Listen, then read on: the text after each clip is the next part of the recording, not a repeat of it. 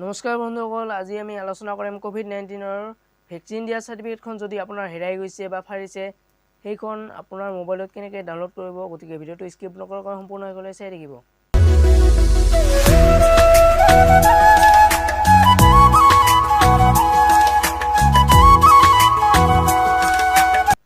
আপোনালোকে প্ৰথমতে ক্ৰম ব্ৰাউজাৰটো ওপেন কৰি ল'ব। সাৰ্চ বাৰত সাৰ্চ কৰিব openquine.gov.in বুলি সাৰ্চ কৰিব। তো কুৱাইন ইয়াত ক্লিক কৰিব। এইটো ৰেজিষ্টাৰ সাইন ইন ইয়াত ক্লিক কৰিব। আপোনালোকৰ সন্মুখত এনেকৈ এখন পেজ খোল খাব। আপুনি ভেকচিন দিয়া সময়ত যিটো নম্বৰ দিছিল সেইটো নম্বৰ ইয়াত টাইপ কৰিব। মই টাইপ কৰিছোঁ।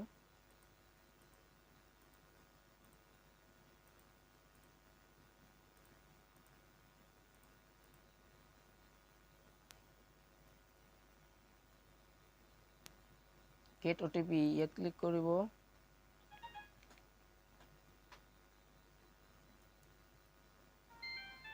এইটো OTP-টো আহিছে।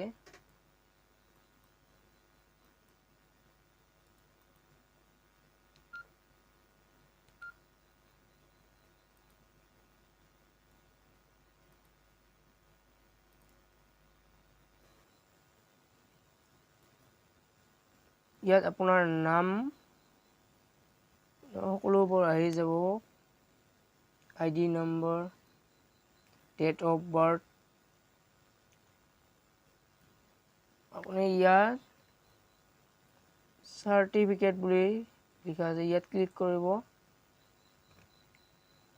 এইটো অটোমেটিকলি PDF ফাইল ডাউনলোড হ'ব, নাইবা ডাউনলোড লিখা আহিব, ডাউনলোড দিব। কেতিয়াবা সাৰ্টিফিকেটৰ ওপৰত ক্লিক কৰিলে অটোমেটিক ডাউনলোড হৈ যাব PDF ফাইল। তো বেক কৰিব। আপোনাৰ ফাইল মেনেজাৰ ক্লিক কৰিব। ডকুমেণ্ট ইয়াত ক্লিক কৰিব। সাৰ্টিফিকেট PDF ইয়াত ক্লিক কৰিব।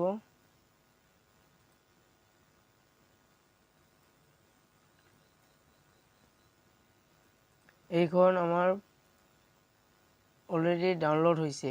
এইদৰে আমি কোভিড-19ৰ ভেকচিনৰ সাৰ্টিফিকেটবোৰ ডাউনলোড কৰিব পাৰোঁ। যদি ভিডিঅ'টো চাই ভাল পালে তেনেহ'লে লাইক, কমেণ্ট, শ্বেয়াৰ আৰু চেনেলটো ছাবস্ক্ৰাইব কৰিবলৈ নাপাহৰিব।